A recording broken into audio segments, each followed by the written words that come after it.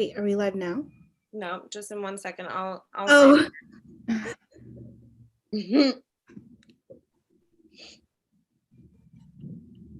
Hi, we're live at the Screensaver Poetry Festival with Morgan Parker, and two students from our podcast, Saturated Channel, are going to introduce her.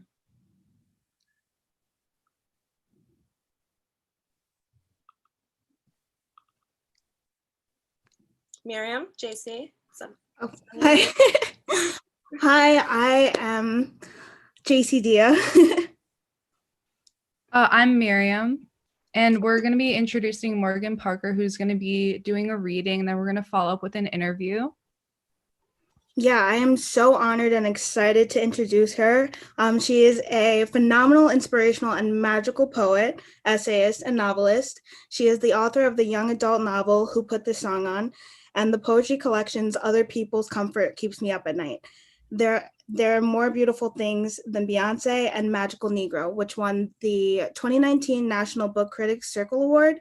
Her debut book of nonfiction is forthcoming from One World. She is the recipient of a National Endowment for the Arts Literature Fellowship, winner of a Pushcart Prize, and has been hailed by the New York Times as a dynamic craftsperson of a considerable consequence to American poetry. I am incredibly excited to witness you read and chat with us live. So without further delay, please welcome the Morgan Parker. Hello. Thank you Hi. so much for that. I'm happy to be with you as well. Yeah, this is really exciting, and I'm really appreciative of your kind words. Of course. Since we have some time, I maybe will read a little bit from all of the books. Please. I don't know what y'all are thinking for the conversation, but if you are like, it would be fantastic to hear this poem, you can just tell me and I'll throw it in the mix. Yeah, I think I'm going to start by reading a little bit of the YA. And yeah, we'll see. Okay. Because the poems are sad. And I mean, this is about teen depression, but it's funny. It's funny. So let's see. I have a little like Halloween section. Oh, that's fun. So I would love to. I mean, it's not really, but. Okay, this chapter, first of all, I should say that there's nothing really that you need to know except for the character's name is Morgan Parker. She's 17. I know, don't have creative ideas, but she's 17 and she lives in the suburbs of California. And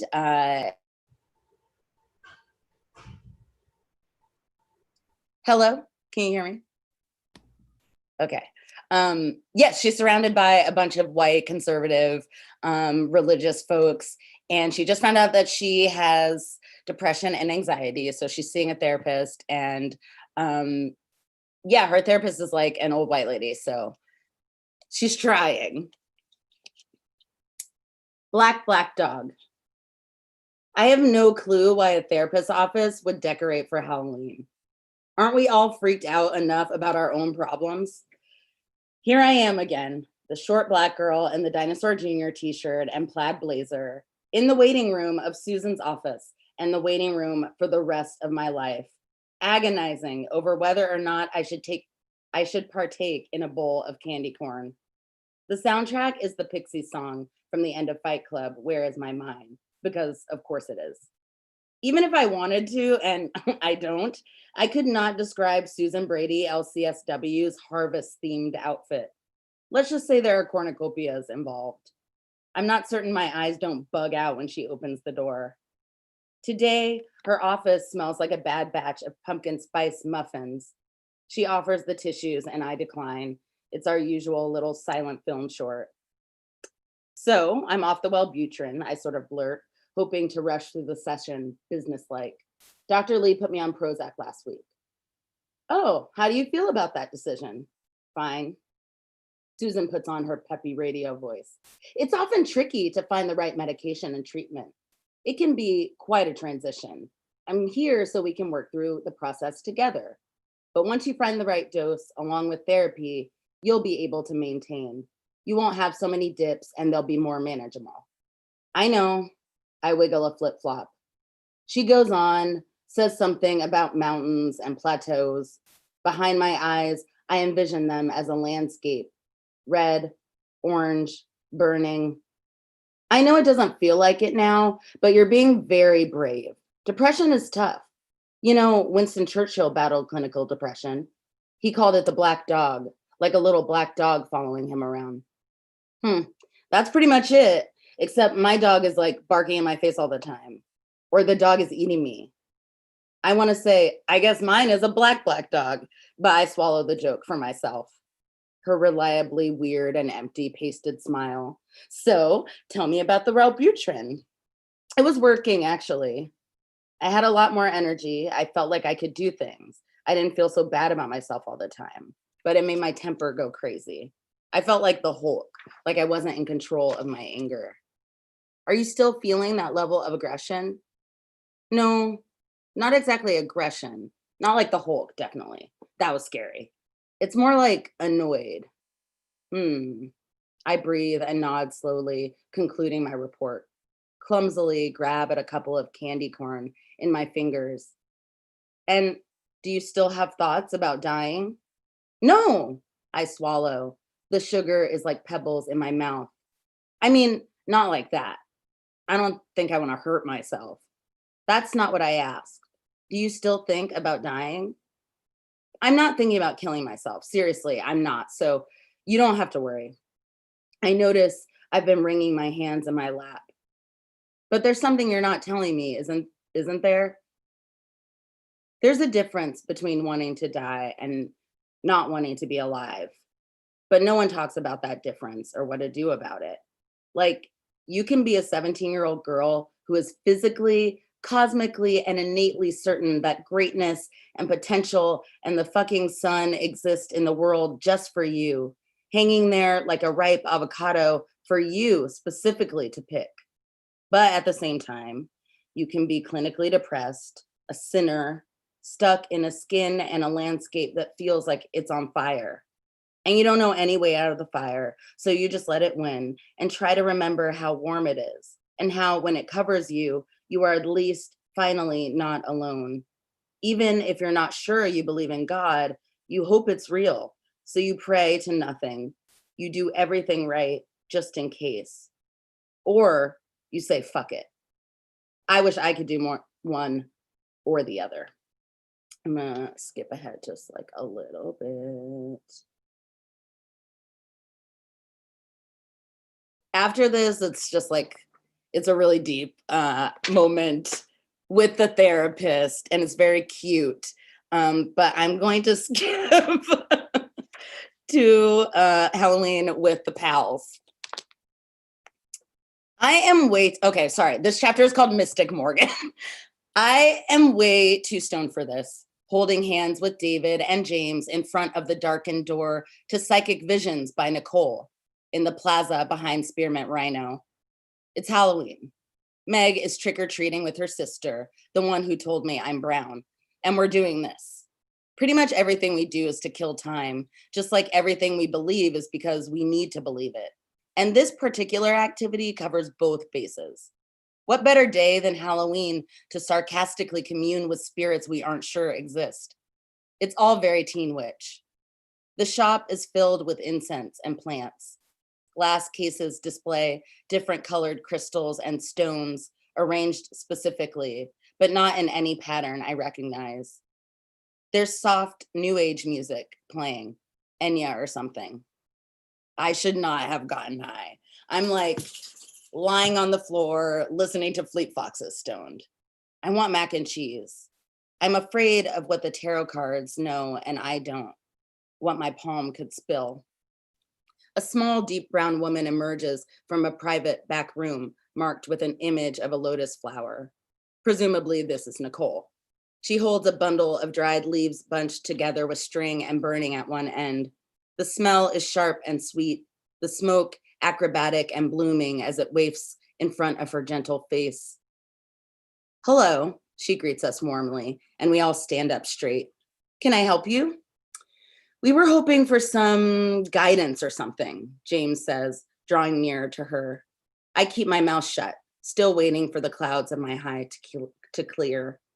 As she rattles off her services, tarot card readings, palmistry, crystal meditation, hypnosis, something about chakras, she studies each of our faces and nods at James, smiling slyly before resting her gaze on me. You have a question, she says, somewhere between an inquiry and a declaration. Nothing specific. Or maybe, yeah. I shift my stance, cross my arms like a weirdo. Yes, she says plainly, almost aggressively. There is something you need to know. Understatement of the whole damn year. How much for a palm reading? I step forward. $5. A skeptical bargain for a direct line to the spirit world, but I only have a 20 and I want to get Cold Stone later. Okay, I'm gonna stop there. Hello, okay. I hope that was fun and funny. Really, I can't hear laughter and I've like threatened to leave rooms because I don't hear people laughing and I'm like, I just thought it was funny until 5 seconds ago. Please laugh at my jokes. So, I'm laughing at myself. I am going to, actually, no, I'm going to do the opposite. I'm going to start with Magical Negro and I read a couple poems from each of my books and end with my first book. Black Women for Beginners, Part 1. Every time a hot comb simmers, we dread. We get hurt so often, we think it's a nickname. When we say we remember, we mean hurricane, hunt, meadow, lust, duty, escape, settle, mourn, birch, baptism, tithe, meal, sphinx, throat, offering, animal, deadwood. We get hurt so often, we never run. Every time we lick our lips, the day obeys and repents. Glory, glory, hallelujah. Hot comb on the stove, train tracks in the weeds.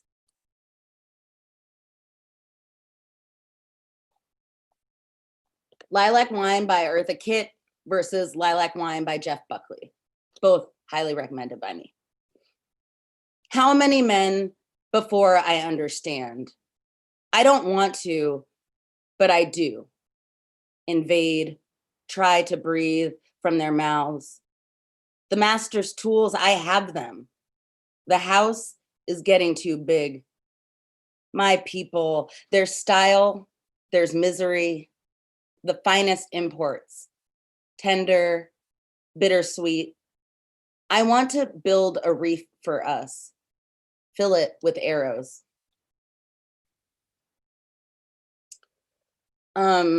I guess this is like halfway craft talk sort of thing, but I saw this episode. This is like how I write poems. I saw an episode of Scandal, and it was the white wife of the president.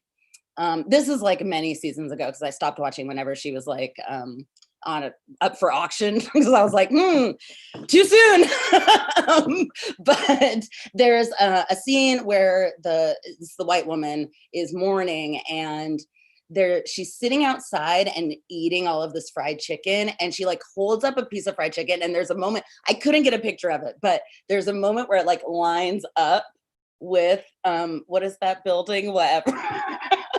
The Capitol building, it lines up perfectly. And I don't know, there's just something about that fried chicken and the Capitol building that made me write a poem. So that's process. Ode to Fried Chicken's guest appearance on Scandal. Everyone likes it. That's not the point. In America, the ocean isn't rising. I allowed the chicken to be my stand-in. For argument's sake, I encompass all chicken, all guns. The thing about guns is everyone is dying. That's not the point.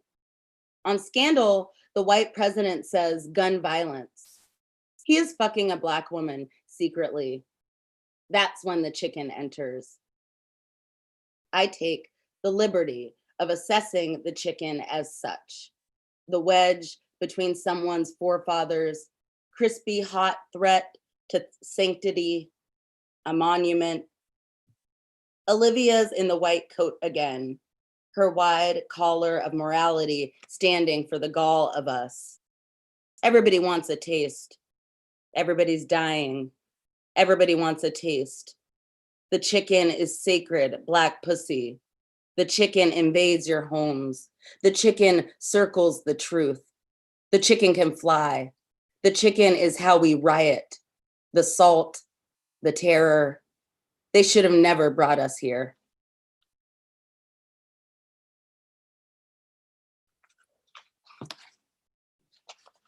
Who were Frederick Douglass's cousins? And other quotidian Black history facts that I wish I learned in school. I have a body. It sits in a desk. Every day is bitten with new guilt. My teacher can see right through me, all the way to Black History Month. It is my fortune to be ashamed and from nowhere. How can I concentrate on photosynthesis when there is a thing called Africa? When my teacher talks about slaves, I become a slave. I know too much. I raise my hand. American flag and family tree. Is it my fault my stomach aches? I wait in my desk and try to be still. I lie and immediately confess. I grow a plant in a paper towel. I get in trouble for talking. At recess, I pretend. The mountains are closing in. I am good, but too curious. What happened to the Indians? How do we know about heaven and dragonflies? Where did Harriet Tubman sleep? Who did Harriet Tubman kiss? What about the Africans that stayed? Why are they hungry? Did Frederick Douglass's mother brush his hair in the morning? Was he tender-headed and afraid? Is this how I'm supposed to feel? Are you sure? How do you know?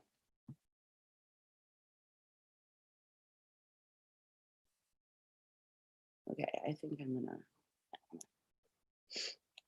thank you guys. And then I'm gonna move on for now.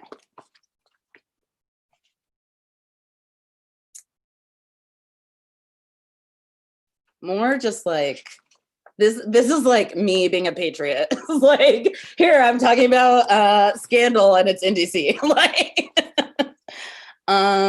these poems are from There Are More Beautiful Things Than Beyonce, and it's worth noting apparently that anytime I say the president, I'm talking about the Black woman.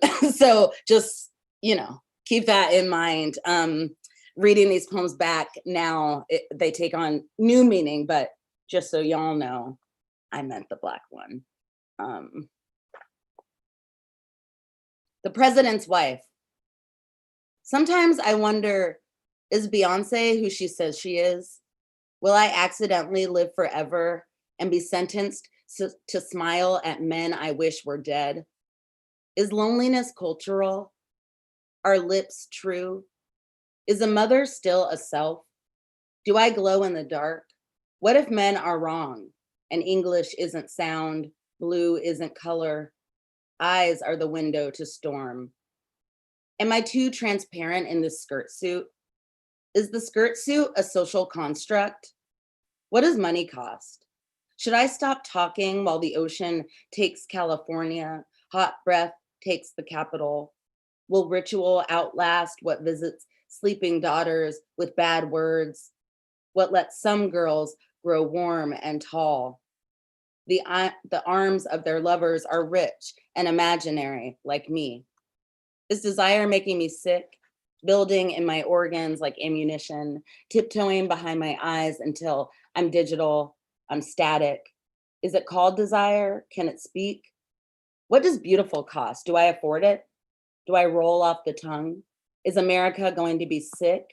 Will fat kids inherit the earth? Will you untag me from that picture? Do you think I should cut my bangs? Do I have any friends? Do you believe in me? Should I go to sleep? Try again harder tomorrow? Should I answer the phone? Who is it? Who want the world like it is? Spoke Baraka. Can you hear him now? Do you understand? Are calories and sitcoms here to make me sad? Am I a moon no one sees? Does my lipstick look okay? Am I growing tired of my alternative lifestyle, or would I like a fresh glass? Is there something spectacular in fallen trees, ancient hieroglyphs, hippie towns, 20-somethings? Will they save us?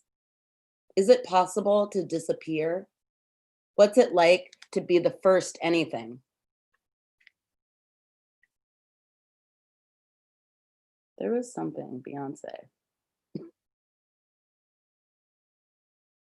I feel like a lot of people, once their book is published for like several years, they know where the poems are inside of it. But I like can't retain that information, I guess. Okay.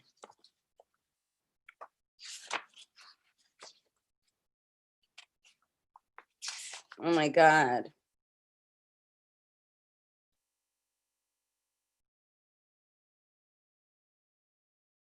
Okay. Thank you guys for being patient with me. Beyonce is sorry for what she won't feel. The capital's so icy, I see my perfect breath. It looks like a body on its knees. Most days I strut my figure on lock. A nation of weaves assembles at my Jimmy Choos, gazes into green light and falls asleep. First lady of desire, I pant for our future. Like America and wine, I am all legs. A sheepskin bleached and dyed, left in the sun. Dear Sunday, you are a rash, like tresses falling to shoulders, pink highlights humming the sky like a tease. How do you feel in moonrise? The stomach growl of life slowly closing. Do you wonder about escape? The blank, quiet frontier. I mouth free and home into a crowd, but they only hear gold extensions. I listen for prophecies from my daughter's sticky mouth. I listen for prophecies from my daughter's sticky mouth. While I pick her hair, she cries. I say, never give them what they want when they want it.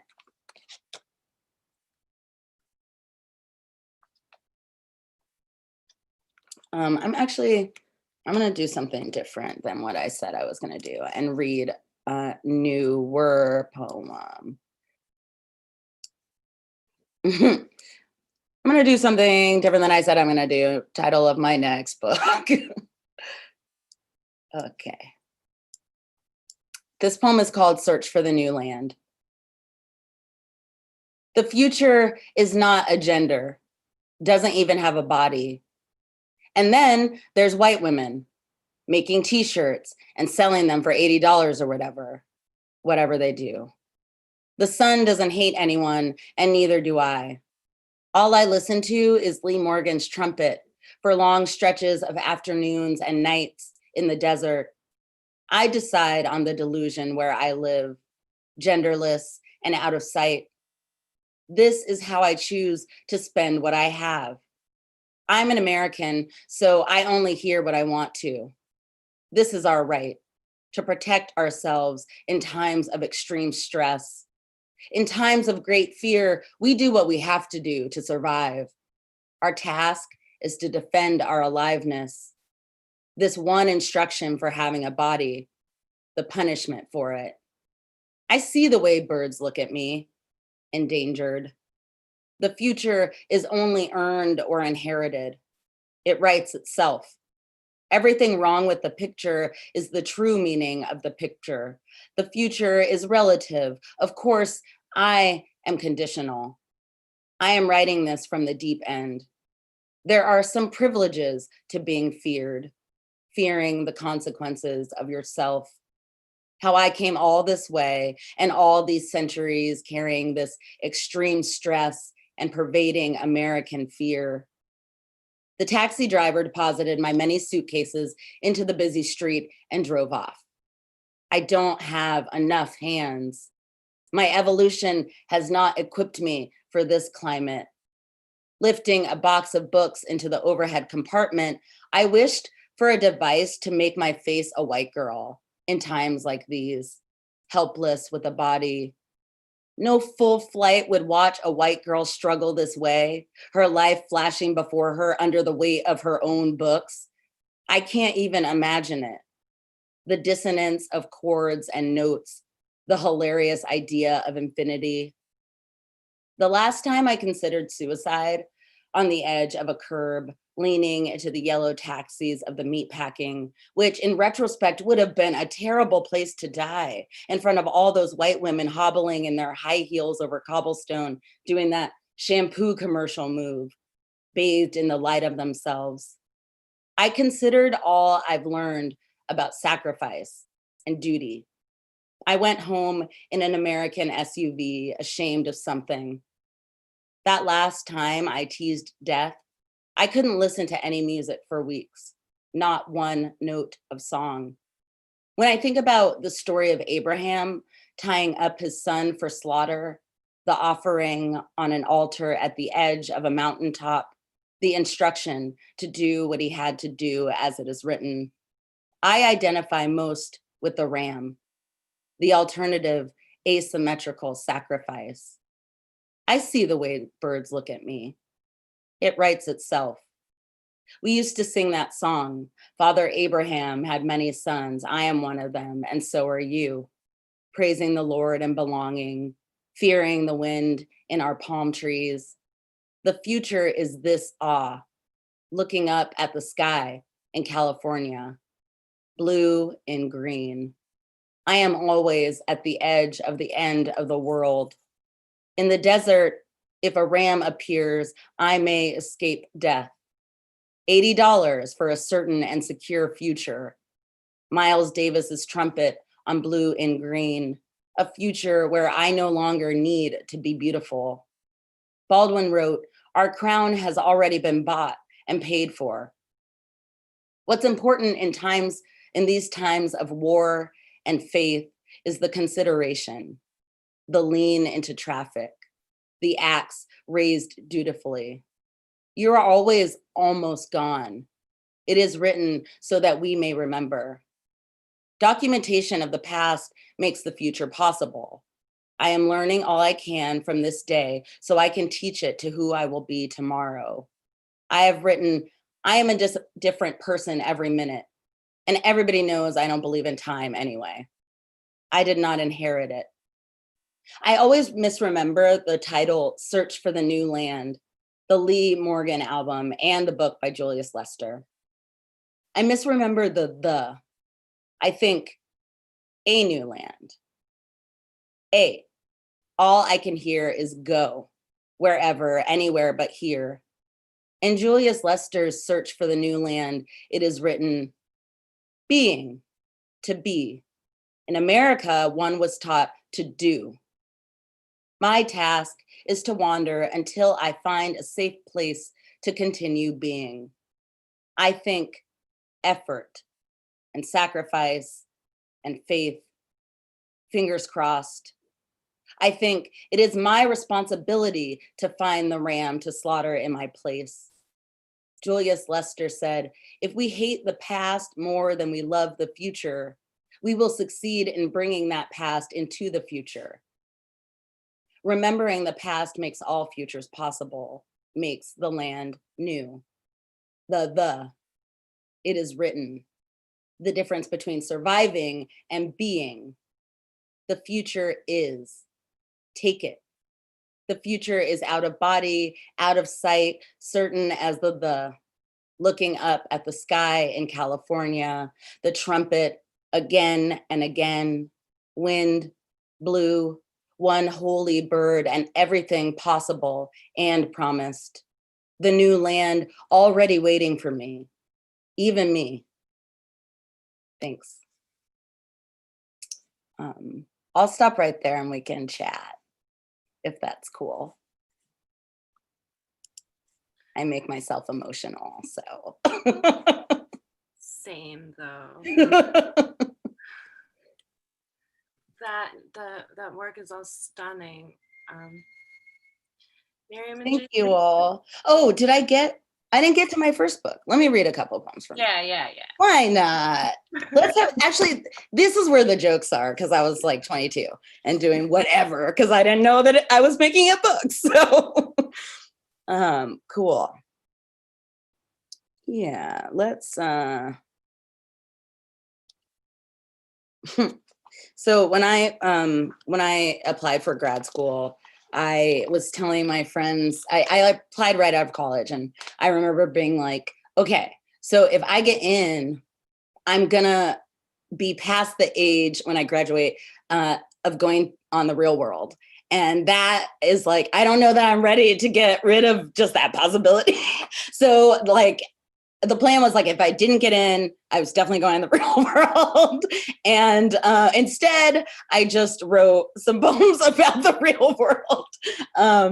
Yeah. So if my housemate fucks with me, I would get so real. Audition tape, take one.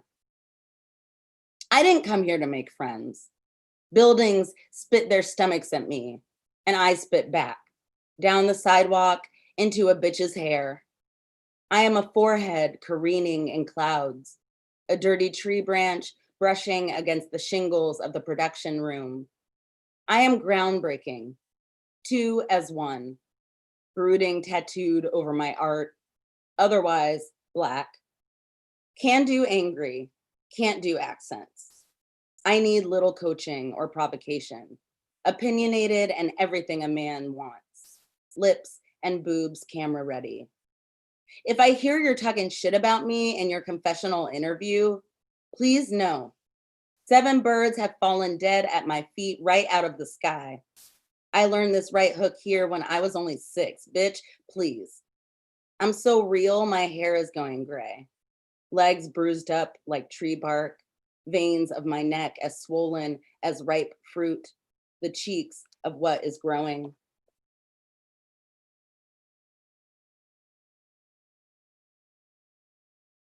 I'm not sure how many people know this, but like my first book was kind of part of my Jay-Z period, which I had before having a Beyonce period. I know.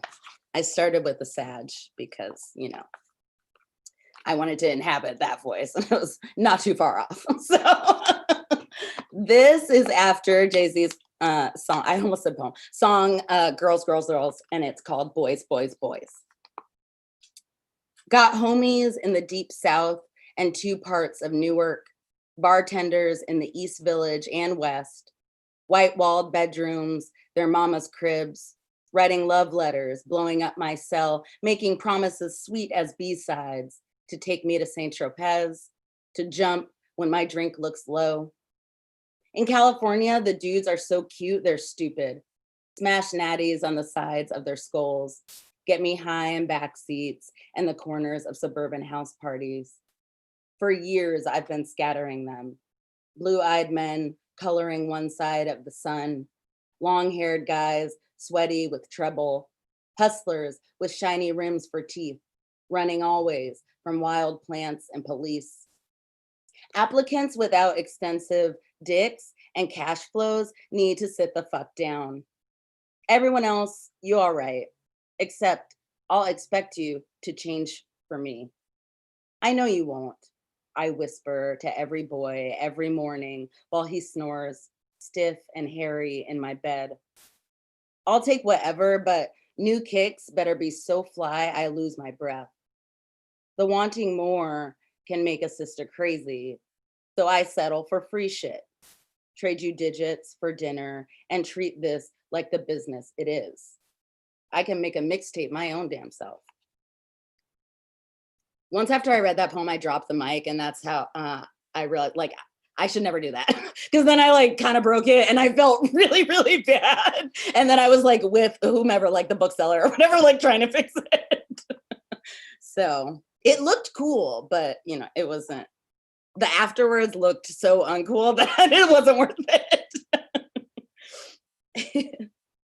All right, this one is kind of long, so I'll just read this one and then we can talk. But it's in sections, but whatever. A title I wish I could use like over and over again. Everything is bothering me. My therapist says I remind her of Woody Allen. It sounds like something out of a Woody Allen movie, a little peach-colored and rich. All my friends say, baby, don't go to work tomorrow. I go home quietly, wake up and go to work. I can do it forever.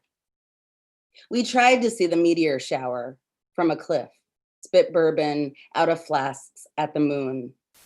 You said you'd never disrupt space. I said, hell, I own it.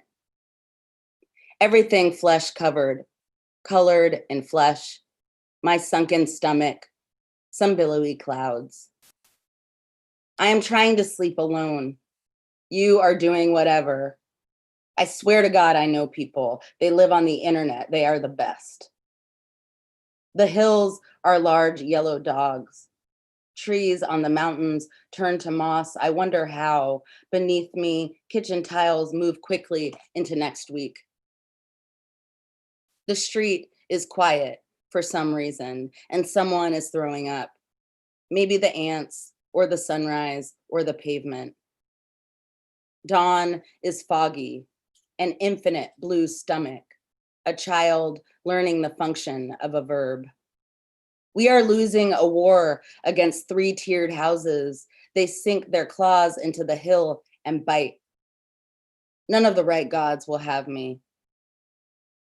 Chorus of how you are, like milk or the shiver of a little butter in a frying pan. I stock buildings for you, like one word shoving another. I wait at a bar in the desert, drink 3 glasses of yellow beer. I double as a canvas for lit up seeds, boys like fat brushstrokes. Up close, they are grotesque. You ask me to cross the river in the middle of the night. It occurs to me the river is roughly the size of your dick. In some non-Western myths, it is possible for a woman to become a god. What I can do is give a good hug, open up what's in a pill. So I can be more present, I am getting emails on my phone. There are other places, ways of living. We have ruled them out. Advertisements are suddenly not beautiful. I scrub my house. I let it get late. I've thought heavily about the apocalypse since I was 8 years old, but I've never considered strategy except to smoke cigarettes and wait. Thanks. Thank you, guys. Brilliant. That Thank was you so amazing. much. That was, yeah. All of it was great.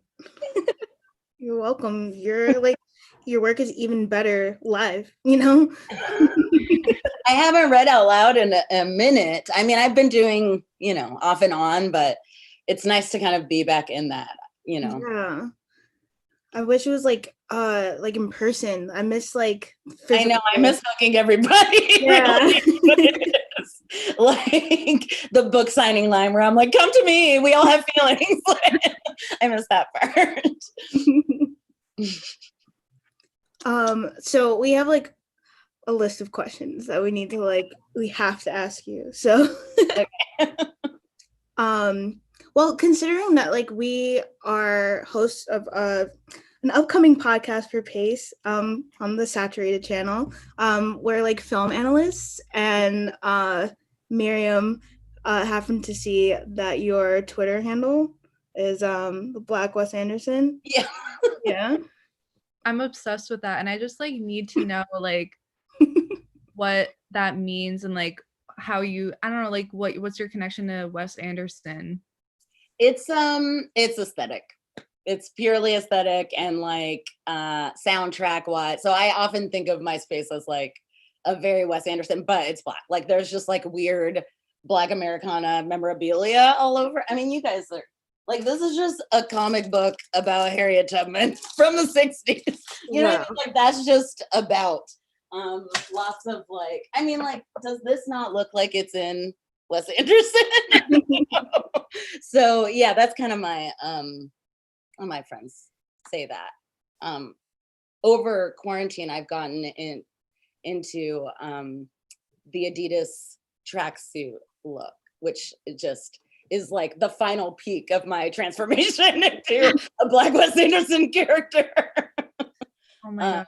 Yeah, it's weird. I mean, I don't think that it has anything to do with my work, but it also is like, it's a kind of an easy way for people to understand generally my aesthetic. And I and the fact that I care about aesthetics. Like I will lay out, you know, just put the perfect magazine on the table in this way, you know, which is, I mean, not to like force it full circle, but I actually have, I feel that my my kind of approach to craft is similar to how I decorate my house. So there is that kind of particularity and unique choices of, you know, what is the thing that will be referenced and what's the first thing that people are going to see, and really what will it feel like, you know, what will the colors be, what will the tone be, stuff like that. And yeah, I don't know. I do think that that is really related to not only how I write, but how I present my poems and my work. That's awesome. You're awesome. Well, there somewhere there is a picture of me dressed up as Max Fisher. I did last year on my tour, I was able to do a screening of Rushmore. This was for the Portland Book Festival, run by the good folks at Literary Arts. And it was such a cool event. And it was basically just like, we know that you're into that. Do you want to just do like a talk back after the film? And we did talk a little bit about the YA novel and that kind of, that's like beginnings of, you know, the very particular and quirky character that was, you know, being built by my teenage self, you know? So yeah, we were kind of talking about that and also just the kind of overachiever and like weird, nerdy, complicated character. Yeah, and it was fun. We watched the movie and I had a whole situation of like velvet suit. So that, I guess, is what I mean by Black Wes Anderson.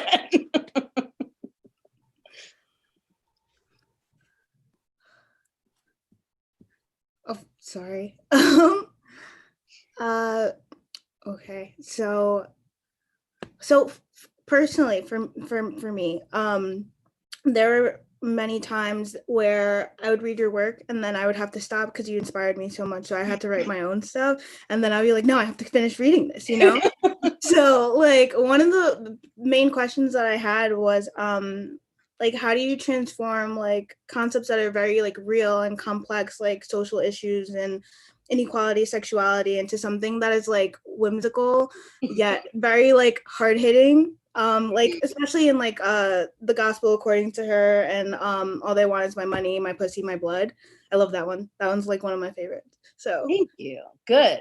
I like that one too. I like that I just randomly was like all caps title. That it just should be. And I actually remember emailing my pal Dinesh Smith, who's also just like a champion of American letters, and just being like, can I do this? Like, do you think that's like an okay thing to do? And I had started to write the poem, but it wasn't totally done, but it felt weird to me. And it kind of felt like different than poems I had written before. And yeah, I was really uncomfortable with it. So I just was like, is this a poem? Is it going somewhere? Does this make sense? And they were like, yeah, this is great. Keep going. You know, like usually that's kind of all I need is for my pals to be like, keep going. But yeah, that one I was kind of like, I want this to be loud. And I also wanted to not have it be like yelling at, I wanted it to be loud but not yelling at, and not like preachy or anything like that. Yeah, I wish I could remember a little bit more about what that poem came out of, but I probably wrote it around 2015. And yeah, it was definitely, there is a line in there that says there's no indictment. So, and I remember like hearing about that while I was in a bar, like trying to flirt with some guy. And so that was part of it. You know what I mean? So Yeah. to your point, like that was a thing. And that is a moment which we all experience, this kind of juxtaposition of that the whimsy and the basic and the whatever with, oh, I just got an alert that there was no indictment. You know what I mean? Like, Yeah. and kind of pushing those things together and being able to like almost make it like jokey and to lead with that, like I walk into a bar and like yeah, just reframing it in that way. I think that's usually how I approach writing about social issues and racism and things of that nature, because otherwise it would feel to me too, I suppose, responsive. Whereas I would rather kind of let myself speak rather than to kind of like argue back with this imagined reader. Yeah. So I guess, and I'm trying to think about that poem. There are like a lot, there's like a layering of things and Definitely. yeah, repetition. But I knew that I wanted to have it be about fear and erasure. That is a true story in that poem of me. I used to work for museums, and I was the education director at the Museum of Contemporary African Diasporan Arts in Brooklyn. And so I would give these tours all the time, mostly to school groups from Brooklyn, from Brownsville, from Bed-Stuy. And it was mostly Black and Hispanic children. And I was so heartbroken by the way that, it's a contemporary art museum, and we showcased work by artists who are alive, and many of them who are from the community. So, and I think this exhibition in particular was young artists. So I was really trying to say to them, like, someone made this like last year, and they were like, I would ask them what they see or what they think, what it makes them think of. And if they see a picture of Black people, they're like, it makes me think of Martin Luther King, which I'm like, I almost wanted to cry, because it's like, no, Black people are contemporary. You are Black, Yeah. Like, there's that episode of the Office where Michael Scott is like, Stanley, you are Black. I think about that, like, oh no, this is, and really that's what it is. At school, we learn that Black people happen. And there's a kind of a thread in my YA about what happens to Black people between Martin Luther King and Obama. There is this sense of like, we are marked by just these images of struggle. And how heartbreaking is that we know that is a cultural issue, but that it's an issue for us as well. And it's a problem when we can't even see ourselves as alive. And, even now, like talking about it, I'm learning more about this poem because it is obviously, there is a connection of the endangerment. What if something happens to my brother? What if I do something wrong and actually, there's a reason for danger to find me? All of that, plus,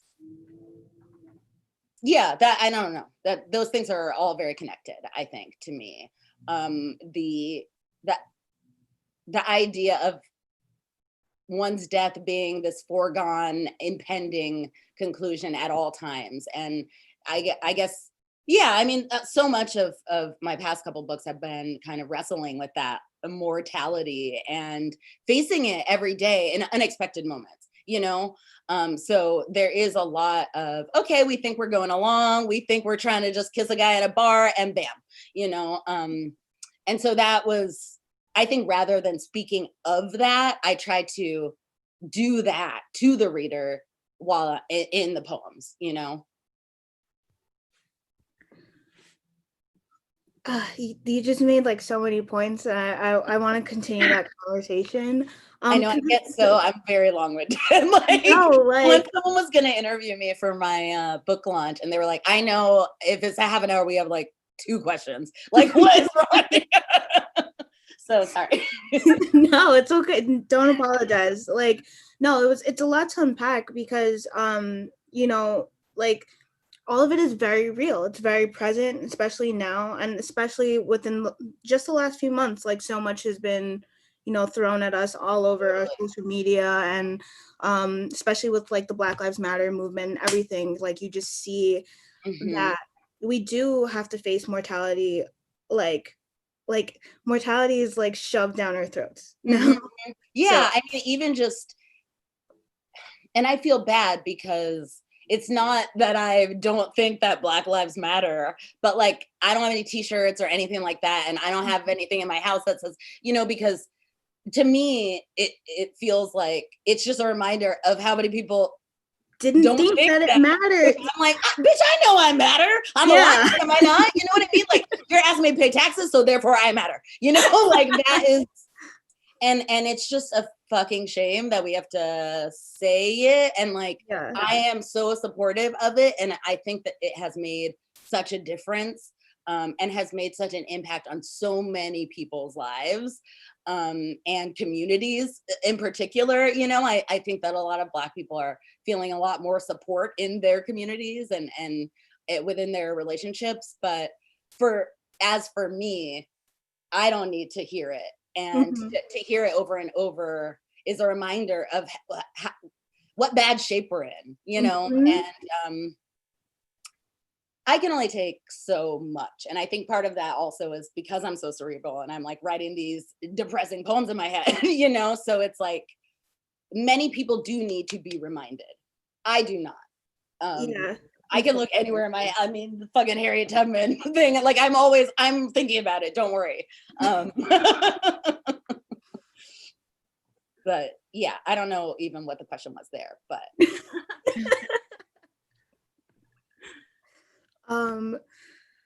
Miriam, did you have any like? Yeah, so 2 of my favorite poems that you wrote were well, like it's gonna be 3 because now I'm just like thinking of another one. Field Notes, 99 Problems, and the Matt poem. And I really like what you did with experimenting with form and stuff. So I just wanted to like hear you talk about how you came up with the form and what experiences those kind of like what led to writing those out. I usually change form quite a bit in my editing process. How a poem comes out is not usually how it ends up looking in the book. But there were a couple of poems in the last book, Matt is one, that kind of just came out in the shape that they needed to be in. All They Want Is My Money, My Pussy, My Blood, I think was similar. I might have added more space, but I know that those were single lines. I wanted it to be like that. With Matt, I felt that the repetition of it just required it to be, and it's almost like a story, you know, it's almost like this little fairy tale. And yeah, I think I wanted to just highlight that and particularly highlight the repetition, and the kind, it's almost on the page, to me, it almost looks like a Dick and Jane, and you know, because it's just like, and Matt does this, and Matt does this. So I kind of wanted to play on that. And it also helps to kind of nestle the ending. There's such a turn in that poem, and I didn't want to draw attention to it with stanzas and line breaks. What? Oh, 99 Problems. I mean, I wrote it at Cave Canem, so that means I wrote it in one day. The original draft of it. And that one, of course, the form kind of came out in that way because I knew that I wanted to actually write out the numbers. And as I was writing, I was thinking, like, how can I play with this and this idea of the 99 Problems? And so I just played around a lot, where I kind of started pulling things through the numbers, pulling like a sentence or statement from one number to another. There's one that's like, it's like 24 to 35, American history, kind of blocking them off. So for me, I just kind of took that as like a prompt and a challenge. And for that one, man, when I got to 99, I was like, that's it. Like, I have so many more. I was like, this could be a whole ass book of 99 poems of 99 problems each. Like, but yeah. Morgan, what's driving your new work? I'm working on essays right now. And like, I need to take it out of my bio because everyone keeps saying like, we're so excited. And that is so encouraging and makes me feel warm and fuzzy, but also guilty because I haven't finished it yet. And I like every other week have some kind of major panic about it. It's hard work. Essays for me are really hard because I like to like really dig into the sentences, and I'm reading, hence I'm reading all of these like source texts, and it's much harder to write out sentences about Black America now and then and in the future, especially with all the stuff flying around where everyone else is thinking about it too right now for a change. Because with poems I can play around and I can not flourish, but I'm able to veer in a different way and throw in a joke and it doesn't feel awkward. And so I'm just like exploring ways to protect myself in the writing of that. Because when it becomes like pulling out arguments, starting with like Frederick Douglass said this, and then Fanon said this, and then on and on and on, and I'm still trying to make this point, like that it just takes a long time. I also find that I can't work for extended periods of time in the way that I used to, because I'm like writing about slave ships. So, that's just like, and I've learned just that it's going to take a long time, and I'm trying to like be okay with that, though it makes me nervous. But learning after Magical Negro and Who Put the Song On, which both came out last year, don't ever do that. Do not publish 2 books in 1 year. They both were like the hardest books I've ever had to write. Who Put the Song On is semi-autobiographical and required me going back through all of my old journals and really thinking about the onset of my clinical depression and really like just reflecting on the darkest moment of my life so far. And then Magical Negro, like I can't read it straight through because it's so heartbreaking. It's the only book I have in sections, and like that's for a reason, because I can't even palate it.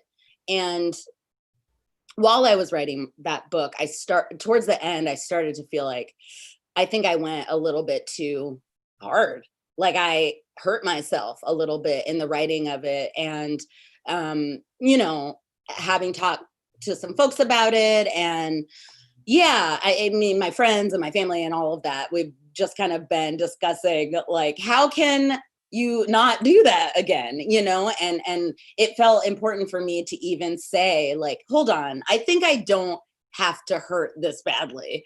I'm so happy with the book, and I think that I think it paid off to a point, but I probably could have done that without, you know what I mean? Like damaging myself too much. So that's something that I'm learning as I go along. And it's something that changes with the political climate. So that's what's a bummer, you know, like I can have a writing process and it can be working for me, but then it's like one thing changes and that is no longer feasible and healthy, you know? So I will say to any of the audience, like, take care of yourself and like take your pills and all that first and foremost. Yeah. Yeah, mental health is important. Mental health is important. I'm sure there's a pill bottle around here that I can. Would you still consider reality TV? Yes, 100%. And why am I not on television? Yeah. Why am I not on aren't television? you? What's going on here? But I don't know that there's a show for me. Make one. Yeah, we can make this. Oh, don't worry. I live in Hollywood now, you guys.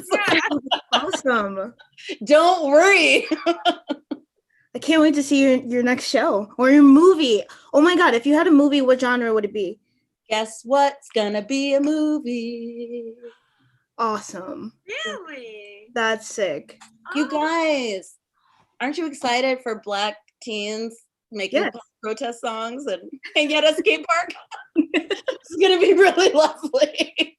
Oh, wow. I know, it'll be very fun. That's so awesome. Congratulations on that, by the way. Thank you. Thanks. I'm trying, but Hollywood is weird and confusing, and so yeah, we'll see. But I should be on TV, and anyone should put me in a reality show right now. Actually, a talk show would be probably better. That'd be cool. I think, yeah. I don't want to play any games. I don't like games. I don't play games. Games? No games? I don't play games, and I have like a whole thing. It's like not drinking games, not board games, not emotional games, none of the games. No. I sometimes play a Sudoku on my phone. Sometimes I do that. Morgan, thank you so much for your time today. Thank you guys. It's great to see your faces, and I really appreciate it. And appreciate you coming and speaking. Thank you so much. Appreciate y'all. All right, well, good night, everyone. Thanks so much. Thanks for being here. Of course. Thank you so much.